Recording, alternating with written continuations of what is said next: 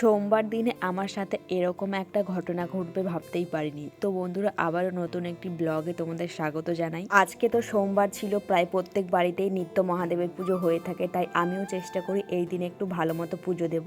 আর রবিবার রাতে সেটা ভাবি। তারপর আজ সকালে উঠে দেখি উঠোনের সামনে জঙ্গলে জংলি গাছের মাঝে সুন্দর একটা বেগুনি ধুতরা গাছের ফুল এসছে।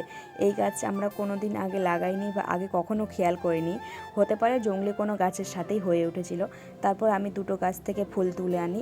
এরপর দেখলাম নীলকণ্ঠ গাছে দুটো ফুল হয়েছে, যেটা কিছুদিন আগে দেখেছিলাম গাছটা পুরো শুকিয়ে গেছিলো।